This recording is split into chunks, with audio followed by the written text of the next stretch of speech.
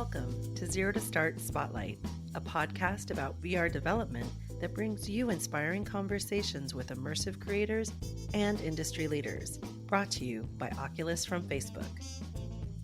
I'm your host, Ceciliana Trevino, co-founder of AR/VR Women and Allies, the online immersive art, tech, and design community dedicated to increasing representation in spatial computing. Connect, share, and grow with us on Facebook, Instagram, Twitter, and arvrwomen.com. Stepping into the spotlight is Lauren Frazier, co-founder and CTO at Ramen VR, a Y Combinator VR game studio, and the makers of the award-winning Conjure Strike. On this episode of Zero to Start, Lauren fills us in on Ramen VR's upcoming game, Zenith, a cross-platform massive multiplayer for VR, funded in part by Oculus. Lauren shares how Y Combinator prepared Ramen VR for the business world and how she transitioned from mobile development into VR gaming. All this and more coming up on Zero to Start.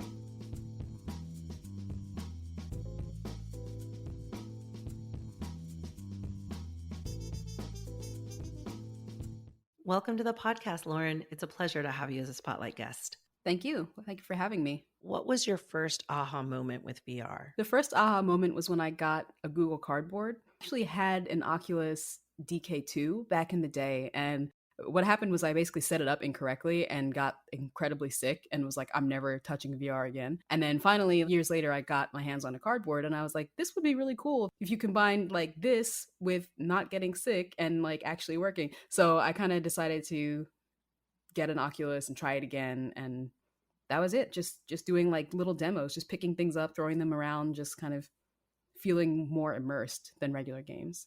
So then you were a skeptic at first. Yes.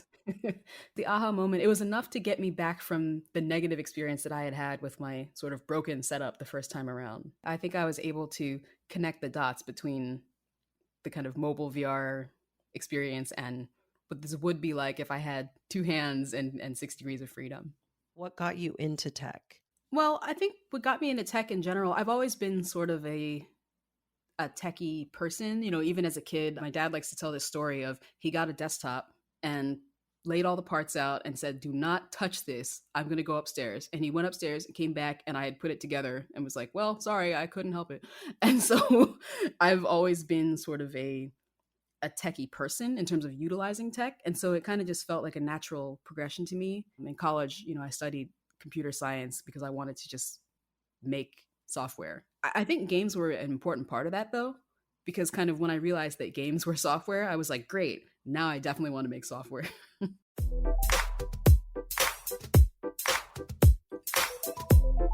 How did you make the jump from working in traditional tech into starting your own VR game company? I started my engineering career as a mobile developer, specifically iOS development. So I was at Google and I liked it, but I felt like I really wanted to do games and I wasn't sure how to get into games, but I was just like, I need to do this. So I just quit and I was like, I'm going to figure this out. And it just so happens that I had also been accepted into the Oculus Launch Pad program. And so Launch Pad actually started the very next day after I left Google. For those that aren't familiar, Launch Pad is Oculus's accelerator program where they bring together diverse content creators to work on VR gaming and films and just to learn about it. Over the course of that program, I built a demo for my game. And unfortunately, it didn't win the full funding amount at the end of Launchpad, but I did meet my friend Andy and his project did win. And so at the end of Launchpad, I ended up getting a job at Unity.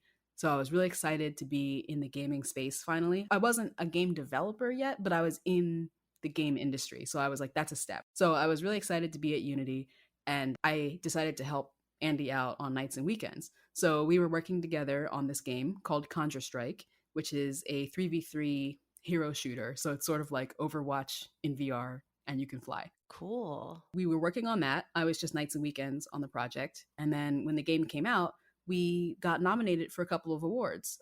Specifically, we got nominated for the Unity Awards for Best Multiplayer Game and Best VR Game. Oh, wow. Amazing. Yeah. So we were super excited about that. And I had been kind of looking for some sort of way to get into gaming, and I wasn't really sure, if I had the right credentials or whatever. And that was kind of an aha moment for me in terms of getting into the industry, because I realized that, it's not like being a lawyer where you have to pass the bar exam and now you can practice law. It was like, no one's going to come to my house and be like, congratulations, you can make games now, like you did it, And so I was like, well, this is probably the closest I'm ever going to get to that, is making a game and having people recognize that the game was good. Like, that's pretty much it. So we were like, you know what? This was cool. This experience was fun. We work well together. So let's just do this. So I left my job, and he and I started Ramen VR together. That's exciting. It seemed to just open right up for you once you took that big jump. Yeah, absolutely. That seems like a really scary leap too, though. Do you have an astrological sign that empowers you with that ability? Right, Aries VR.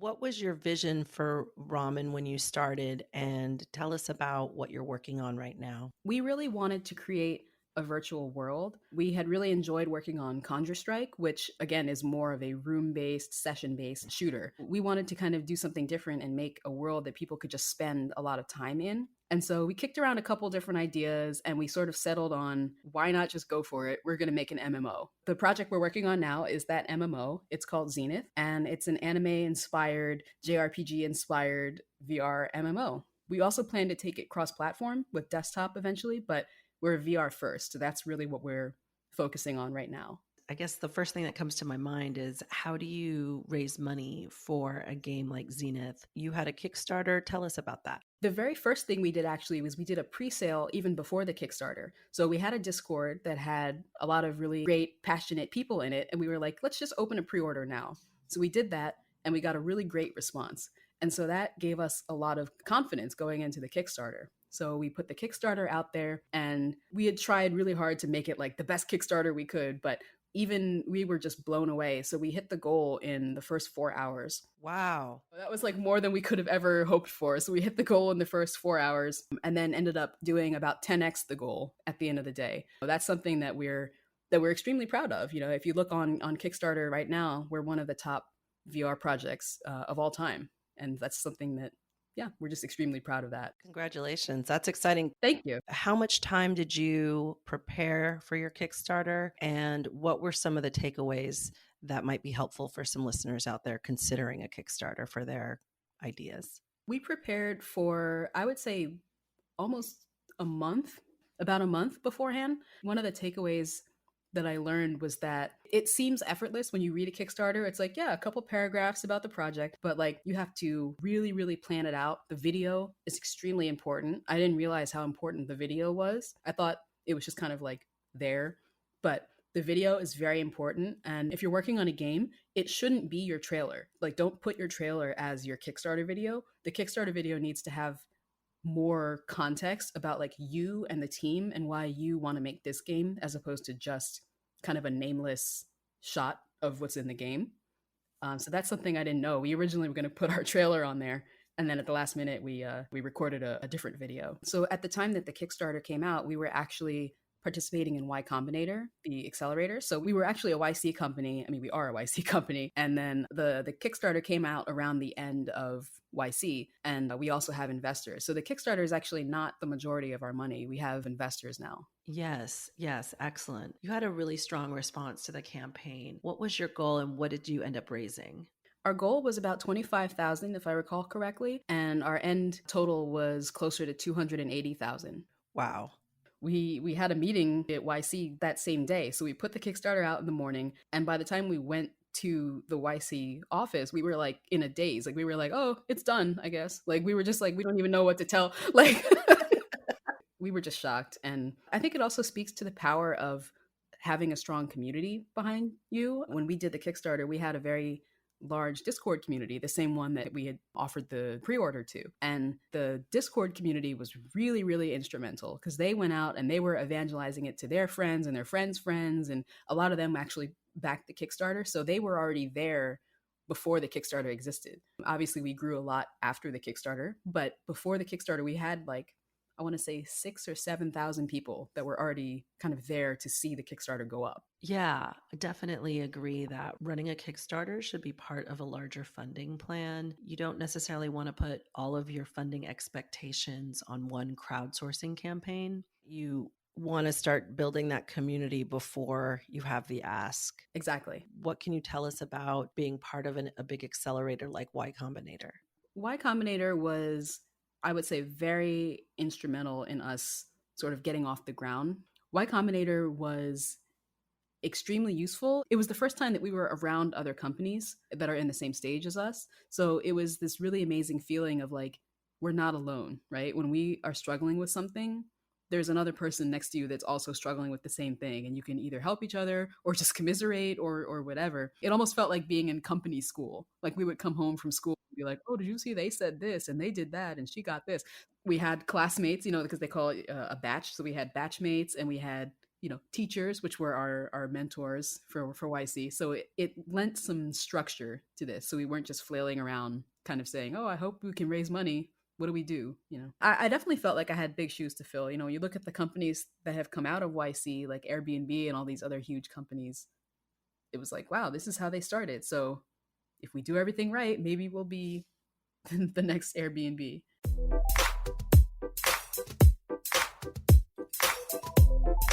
How important is Discord as a social media channel for games? Discord is extremely important as a social media channel. For those who aren't familiar with Discord, it's a messaging app primarily. If you're more on the tech side, it's kind of similar to Slack in a lot of ways, but it's gaming focused. So different games have different servers, and each of those servers has their own different communities, different rules, different goals that people have. You can create your own. So there are some that are huge servers with 100,000 members or something, and then there are some that are just you and your friends and 5 people. It's text, voice, video, streaming, and one of the things that's nice about it is that if you choose, you can show what games you're playing, so people can drop in. Like you can choose to stream what you're playing through Discord to your communities. For example, for us, we have the Zenith MMO server, and then within that server we have multiple channels. So we have channels for things like sharing music, we have channels for discussing the game, we have a set of channels that were for people who participated in our closed pre-alpha. So those are restricted to people who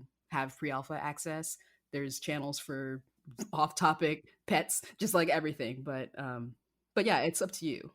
Nice. Okay, so the server is the actual host of your community, and then the channels are the different topics that you might be involved in around that community. Right, exactly. So when I say the community, I mean the server. One thing that surprised me about getting into games is how important the community is. When you make a film, oftentimes, yes, there's fan-based communities around it, but as a director, you put it out in the world and it lives its life and you move on to your next project. Mm-hmm. And it feels like with games, you have to continually maintain the community around that and continue to offer and delight things to keep that community together playing your game. Yeah, absolutely. And we're in a stage where we're not released yet. We're working on the alpha right now, and we're hoping for early access to come out early next year, like Q1 of next year. So like one of the things we joke about is we have to keep the community fed, right? Like if there's no game for people to play, they're excited and they want to see something. So we have to keep, make sure that we're always engaged with the community so that people have something to see, they have something to talk about. And I think once the game comes out, that will be the thing they talk about. But for now, we kind of try to do a lot of dev reveals and kind of, what we're working on now sort of things. Discord allows you to give various roles to users, and a user can have multiple roles, and then you can use those roles to gate different content, different channels. So exactly like you said, people who have backed the Kickstarter or did the pre-order before that are what we call our founders. They're our Zenith founders. And so founders have different access to certain channels. They might get extra reveals of artwork and things like that.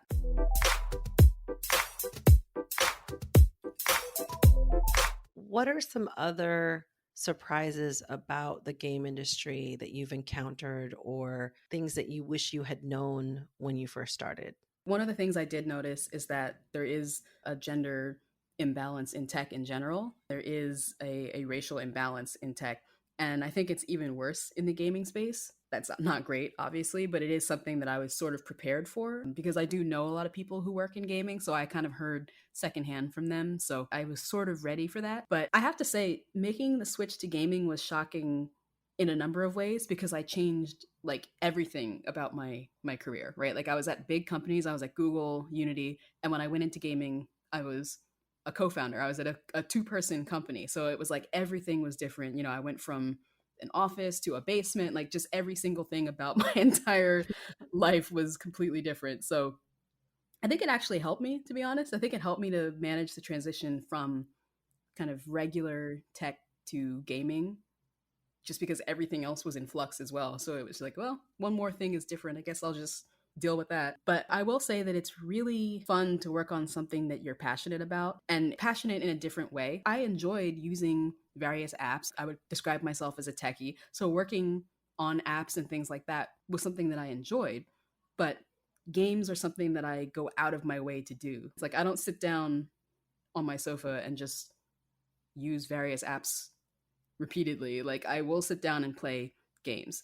And so it was really cool to be able to feel like, oh, this is art now. You know, like I'm creating art as opposed to I'm creating utilitarian value. When you look at sheer numbers and the way that tech companies are generating revenue, gaming is a huge part of that. I mean, gaming makes more money than Hollywood. That's the exact thing that I had to tell my mom the day I told her I was leaving Google. And she was like, "You're going to do what?" And I was like, "Yeah, well, you know, games are art." Like trying to convince her that it would be okay. And what does she say now that you're running your own company? Well, now she's like, "See, I always knew that games were the future." I'm like, "Okay." What compelled you to even think about making games? I think for me, games have been a lifelong thing, but it's been in different forms. So I would say that I got my first Game Boy when I was, I don't even know how old. I was probably like 7 or 8 or something like that.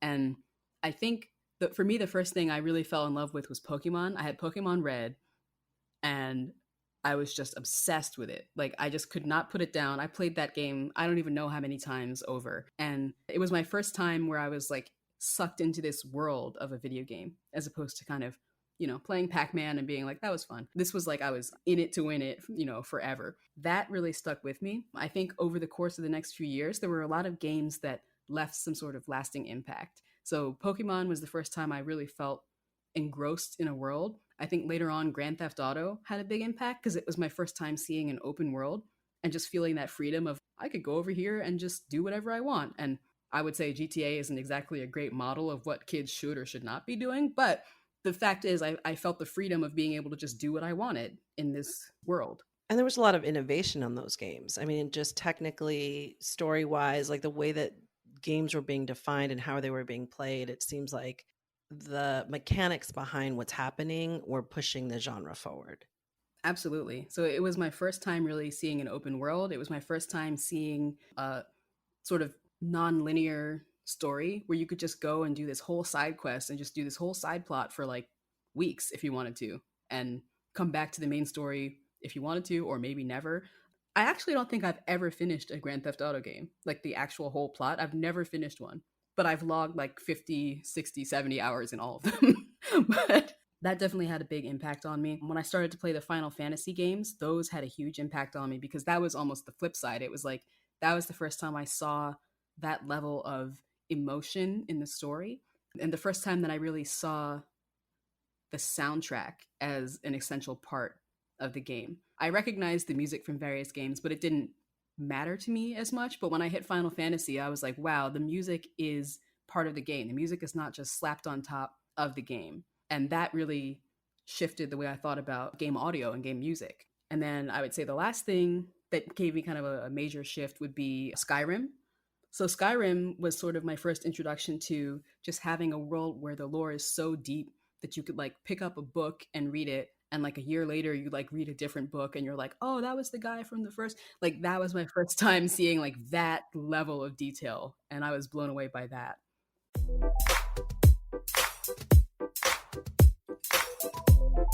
Multiplayer is extremely difficult in VR. How are you tackling some of those challenges? There are a bunch of different challenges. So one of the challenges is just literally keeping everything physically synced across the network. So one thing that you see a lot in multiplayer games that are non-VR is everyone has a point where their character is, and their character moves from point A to point B, and that information is synced and sent to the other player so that they see you moving from point A to point B. So we do that same thing, but the issue is that in VR, people can move their body and their head and their left hand and their right hand all independently. So we actually have multiple things that need to get synced because you need to know where I'm standing, but am I holding my hands in front of me? Am I clapping? Like, what am I doing? So we need to do that same process, but for each individual hand in the game as well. So that adds a lot of bandwidth and a lot of complexity. I would say another thing is just for us is the sheer performance because, we have fairly complex character models. And what ends up happening is that if everyone runs into view all of a sudden, now you're drawing so much content on the screen because 100 people just ran up next to you. So we can't really control what's on the screen at any given time because people can just go where they want to go. So I think that's another big concern is performance, especially on the Quest. So we run on all the desktop headsets, but we also run on the Oculus Quest. And that's a big challenge, is making sure that people moving in and out of frame don't mess up the frame rate on the Quest. Are there any insights or thoughts about going from working in Unity in a technical capacity and then actually building on the platform, now making your own experiences? How does that feel? I'm surprised at how much I learned about Unity at this job as opposed to working there. But I think it makes sense because I don't know if you've ever heard the term dog fooding, which means basically like you're eating your own dog food. So you're using your own product. So I was a game enthusiast, but I wasn't a professional game developer while I was at Unity. So I was very familiar with the product that I worked on, which was the purchasing side of things, but I wasn't familiar with every single feature of Unity in the same way that I am now. So I actually have learned a lot about Unity post Unity.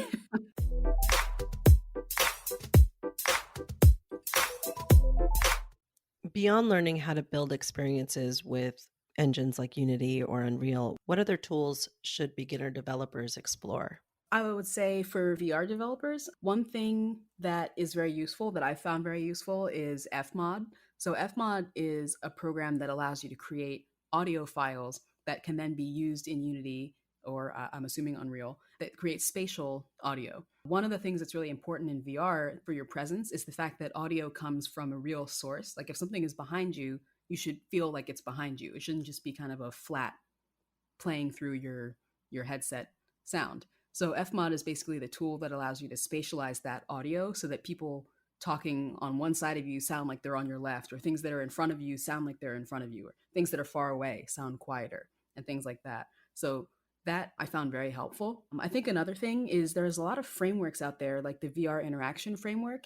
I would say to definitely play around with those because a lot of things are pre-made. You don't have to write your own code for how to pick up an object. There's a lot of frameworks out there that provide that functionality for how to pick up an object or throw an object or fire a gun or an arrow or something like that. So I would say to definitely explore those types of frameworks because you can get a long way just by using those things, and that allows you to build the gameplay. You don't have to focus on how to move a character or how to close your hand. Like that's already done.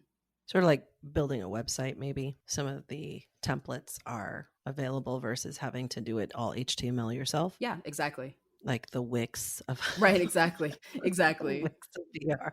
Squarespace VR.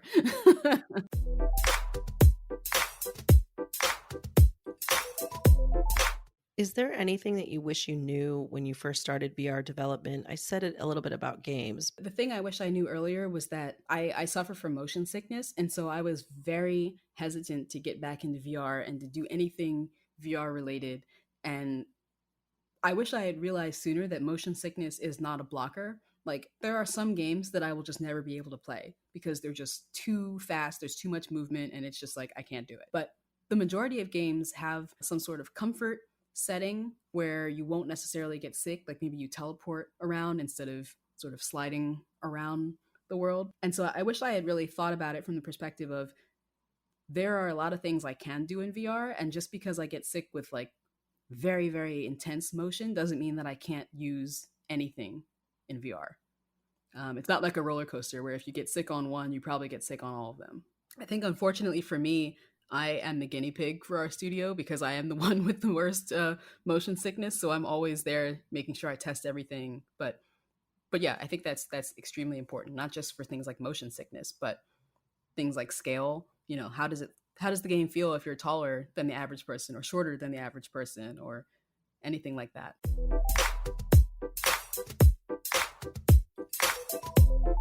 As you're working, there's a lot of different things that can distract you and rabbit holes that you can go down. What helps keep you focused and in the zone? Yeah, I'd say on the music side, in the morning, I tend to listen to very quiet. There's like a lot of Spotify playlists that are like chill, study, piano, or some combination of those three words. And so I listen to a lot of those playlists in the morning. And it just kind of helps keep me focused. And then in the afternoon, I listen to maybe stuff that has words in it. So a lot of kind of calmer R&B, like Lucky Day or Her. I listen to them a lot in the afternoon. And then if I really need to like get a jolt of energy, I'll throw on Homecoming by Beyonce and like go through that entire thing, and then I'm like ready to work. I would also say outside of the music, one thing that helps keep me kind of refreshed and focused is just going into the Discord community and talking to people, because it's really easy to get stuck, like you said, in this rabbit hole where I lose focus of why I'm doing this. And so it's really nice to go into the community and talk to people and be reminded that, yeah, people paid for this game because they're excited to see X, Y, and Z. They're not excited to know that I fixed this one particular bug that was a part of this larger thing that was a part of another. Like, so it helps me to kind of remember the big picture when I talk to people who are excited about the game, not about what I'm doing specifically today. Right. I find it incredibly daunting. When you see people that have been in the space for a long time say it's complicated for them. I don't know if you run into that. I have. It definitely was daunting, but I think honestly, I think the fact that I had done Launchpad was something, because that was the biggest step for me, was saying I've never done this before to, okay, I have done this before. Maybe I wasn't the greatest at it the first time, but it's not out of reach. It's not impossible. So then your advice would be to just start making something. Yeah, I would say just start making something and don't try to swing for the fences and like make the next Half-Life or something, because it's not going to work out very well. I would say just do something small because it allows you to finish. That's important for two reasons. I would say one, it's important because it helps your morale. It helps you to realize that, yeah, I can do this. But there's also a lot of stuff that goes into finishing a game. It's not the same amount of work the entire way through. Like the last 10% takes 90% of the time, or whatever people always say. So I would say make a small game that is a very small scope, but something that's still interesting to you, but actually take it all the way, finish the game, publish the game, put it on whatever store or whatever platform you're working on, because that is a huge thing. And that's really the key to making a bigger game and a bigger game after that. For me, when I finished that first project, it was like, I'm a game developer now. I'm new at this. I'm not the most experienced game developer, but I can say with confidence, I can look in the mirror and say, I am a game developer. And there it is. That's the game. I developed it, and that meant so much to me. And there's something really magical about, even if you're in like a room that's like a flat floor and like walls and like one object, seeing that is still exciting when you made it, and so it's definitely worth trying. I would definitely say for people to just give it a try. Thanks, Lauren. It's really been an inspiration to talk with you about Zenith, Ramen VR, and how you made the jump into VR game development, and the importance of setting achievable goals and taking big risks. Thank you. This was a lot of fun. Can't wait to check out Zenith when it comes out. Be sure to connect with Zenith on Discord and follow the game on Twitter at Zenith MMO. And you can find all those links posted in the show notes, along with resources and, of course, the quarantine playlist. Don't miss it. Thanks for joining us today on the Zero to Start Spotlight, brought to you by Oculus from Facebook. You can support Zero to Start by subscribing on Apple Podcasts, Spotify, Google Podcasts, and YouTube. Give us a rating and share this episode with people who want to learn more about breaking into VR. Until next time, happy installing.